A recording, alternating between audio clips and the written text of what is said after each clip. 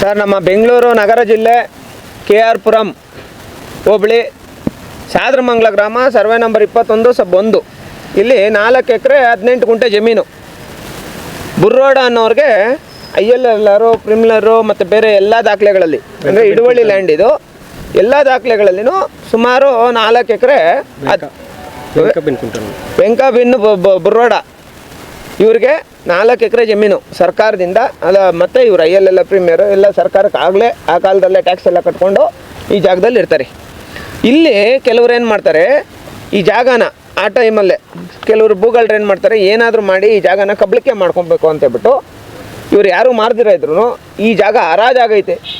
ಈಗ ಇಲ್ಲಿ ನಮ್ಮ ಹಿಂದೆ ನಿಂತ್ಕೊಂಡಿದ್ದಾರಲ್ಲ ಇವರೆಲ್ಲ ಯಾರು, ಇವಾಗ ನಾವು ಹೇಳಿದ್ವಲ್ಲ ಬುರ್ರೋಡ ಮತ್ತು ವೆಂಕ ಮತ್ತು ಕುಂಟನಮ್ಮ, ಇವ್ರ ವಂಶಸ್ಥರು ಇವರೆಲ್ಲ ಬದುಕಿದ್ರು ವಂಶಸ್ಥರೇ ಇಲ್ಲ. ಯಾರು ಇವ್ರು ದಲಿತರಾಗಿದ್ದು ಇವ್ರು ಬದುಕಿದ್ರು ಇವ್ರು ವಂಶಸ್ಥರೇ ಇಲ್ಲ ಅಂತೇಳ್ಬಿಟ್ಟು ಈ ಜಾಗನ ಹರಾಜು ಹಾಕಿದ್ದಾರೆ. ಹರಾಜು ಮುಖಾಂತರ ನಮಗೆ ಕ್ರಯ ಆಗೈತೆ ಅಂತ, ಹರಾಜು ಮುಖಾಂತರ ಕ್ರಯ ಆಗಿದೆ ಅಂತೇಳ್ಬಿಟ್ಟು ಈ ಜೋನಾಶ ಪ್ರಾಜೆಕ್ಟು ಮತ್ತು ಯಾರೋ ಮುಸ್ತಾಕ್ ಪಾಷಾ ಅನ್ನೋನು ಇವರೆಲ್ಲ ಏನು ಮಾಡ್ತಾರೆ, ಇದಕ್ಕೆ ನಕಲಿ ದಾಖಲೆಗಳನ್ನೆಲ್ಲ ಸೃಷ್ಟಿ ಮಾಡಿ ಈ ಜಮೀನು ಕಬಳಿಕೆ ಮಾಡ್ತಾರೆ. ಆ ಟೈಮಲ್ಲೇ ಇಲ್ಲಿರೋಂಥ ದಲಿತರು ಏನು ಮಾಡ್ತಾರೆ ಗೊತ್ತಾ, ಆ ಟೈಮಲ್ಲೇ ಇವ್ರ ವಿಚಾರವಾಗಿ ಒಂದು ವಾಯ್ಸ್ ಮಾಡಬೇಕು ಅಂತೇಳ್ಬಿಟ್ಟು ನೋಡಿ, ಇವರು ತಂದೆ ಇವ್ರ ತಾತ ಇವರು ಇಲ್ಲಿ ನೋಡಿ ಇಲ್ಲಿದ್ದಾರಲ್ಲ, ಇವ್ರ ತಾತ ಇವರೆಲ್ಲ ವಾಯ್ಸ್ ಮಾಡಬೇಕು ಅಂತೇಳ್ಬಿಟ್ಟು ಹೋಗ್ತಾರೆ. ಆದರೆ ಅವ್ರಿಗೇನು ಮಾಡ್ತಾರೆ ಗೊತ್ತಾ, ಈ ವ್ಯಕ್ತಿ ಯಾರು ನಕಲಿ ದಾಖಲೆಗಳು ಸೃಷ್ಟಿ ಮಾಡಿಕೊಂಡು ಯಾರೋ ಮುಸ್ಲಿಂ ಹೆಸರು ತೋರಿಸಿ ಹರಾಜು ತೋರಿಸಿದ್ದಾರೆ ಹಿಂಗೆಲ್ಲ ಇದು ಮಾಡಿರೋಂಥ ವ್ಯಕ್ತಿ ಈ ಹಿಂದೆ ಹಲವಾರು ಕ್ರಿಮಿನಲ್ಲು ಬ್ಯಾಕ್ಗ್ರೌಂಡ್ ಹೊಂದ್ಕೊಂಡಿದ್ದು ಆ ಟೈಮಲ್ಲೇ ಇವ್ರನ್ನ ಕೊಲೆ ಮಾಡ್ತೀವಿ ಹಂಗೆ ಹಿಂಗೆ ಅಂತೇಳ್ಬಿಟ್ಟು ಇಲ್ಲಿ ಹಿಂದೆ ಕಾಣಿಸ್ತಾ ಇರೋ ಜಾಗಕ್ಕೆಲ್ಲ ನೀಟಾಗಿ ಕಾಂಪೌಂಡ್ ಆಗ್ತಾರೆ.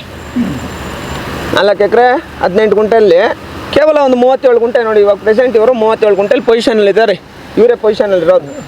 ಆದರೆ ಪೂರ್ತಿ ದಾಖಲೆಗಳನ್ನ ನಕಲಿ ದಾಖಲೆಗಳು ಸೃಷ್ಟಿ ಮಾಡಿ ಅವ್ರ ಹೆಸ್ರಿಗೆ ಮಾಡಿದ್ದಾರೆ. ಯಾರು, ರಮೇಶ್ ಬಾಬು ಮತ್ತು ಇವರು ಸುರೇಶ್ ರೆಡ್ಡಿ ಮತ್ತು ಇವರು ಜೋನಾಶ ಪ್ರಾಜೆಕ್ಟ್ ಅವರು ನಾಗರಾಜ್ ರೆಡ್ಡಿ ಇವರೆಲ್ಲ ಸೇರಿ, ನಾಗರಾಜ್ ರೆಡ್ಡಿ ಇವರೆಲ್ಲ ಸುರೇಶ್ ರೆಡ್ಡಿ, ಚಿತ್ರ ಸುರೇಶ್ ರೆಡ್ಡಿ ಇವರೆಲ್ಲ ಏನು ಮಾಡ್ತಾರೆ, ನಾವು ಈಗಾಗಲೇ ಬೇಕಾದಷ್ಟು ಕ್ರೈಮ್ ಮಾಡಿದ್ದೀವಿ, ಅದೆಲ್ಲ ಮಾಡಿದವ್ರು ನಿಮ್ಮನ್ನು ಮಾಡ್ತೀವ, ನಿಮ್ಮನ್ನು ಸಾಯಿಸಾಕ್ತೀವಿ ಹಂಗೆ ಹಿಂಗೆ ಅಂತೇಳ್ಬಿಟ್ಟು ಪಾಪ ಇವರು ಪೂರ್ವಿಕರಿಗೆ ಬೆದರಿಕೆಗಳು ಹಾಕಿರೋದು. ಅದೇ ಚಿತ್ರ ಸುರೇಶ್ ರೆಡ್ಡಿ, ರಮೇಶ್ ಬಾಬು ಮತ್ತು ಇವರು ನಾಗರಾಜ್ ರೆಡ್ಡಿ ಇವರೆಲ್ಲ ಸೇರಿ ಮಾಡಿರೋದಣ್ಣ. ಈಗ ನಾನು ಹೇಳೋಂಥದ್ದು ಏನಂದರೆ, ಇದು ಇಷ್ಟು ನಕಲಿ ದಾಖಲೆಗಳು ಸೃಷ್ಟಿ ಮಾಡಿ ಇವ್ರ ಫ್ಯಾಮಿಲಿಯವರೆಲ್ಲ ಇದ್ರೂ ಇದು ಹರಾಜು ಅಂತ ಬಿಟ್ಟು ಮಾಡ್ತಾರಲ್ಲ, ಹರಾಜಿಗೆ ಸಂಬಂಧಪಟ್ಟಂಗೆ ದಾಖಲೆಗಳು ಕೊಡ್ರಪ್ಪ ಅಂತ ಹೇಳ್ಬಿಟ್ಟು ತಾಲೂಕು ಆಫೀಸಲ್ಲಿ ಕೇಳಿದ್ರೆ ಈ ಜಮೀನು ಹರಾಜೇ ಆಗಿಲ್ಲ ಅಂತ ಕೊಟ್ಟವ್ರು ಎಂಡೋಸ್ಮೆಂಟ್. ನಾನು ಈ ಮೂಲ ಜಮೀನಿನ ನಮ್ಮ ತಾತನವ್ರದ್ದಾಗಿರ್ತೈತೆ. ಇದು KR ಪುರಂ ಹೋಬಳಿ ಸಾದ್ರಮಂಗಲ ಗ್ರಾಮದಲ್ಲಿ ಸರ್ವೆ ನಂಬರ್ 21/1 ಮುನಿವೆಂಕ ಅವರು ಬುರ್ರೋಡ ಅನ್ನೋರು ನಾನು ಹರಾಜಿನಲ್ಲಿ ತಗೊಂಡಿದ್ದೀನಿ ಅಂತ 1934 ತಗೊಂಡಿದ್ದೀನಿ ಅಂತ ಹೇಳ್ತಾರೆ. ಆದರೆ ಇದಕ್ಕೆ ಏನು ದಾಖಲೆ ಇಲ್ಲ ಅಂತ ತಹಶೀಲ್ದಾರ್ ಅವರು 2024 ಎಂಡೋಸ್ಮೆಂಟ್ ಕೊಟ್ಟಿದ್ದಾರೆ, ಯಾವುದೇ ದಾಖಲಾತಿ ಇಲ್ಲ ಅಂತ.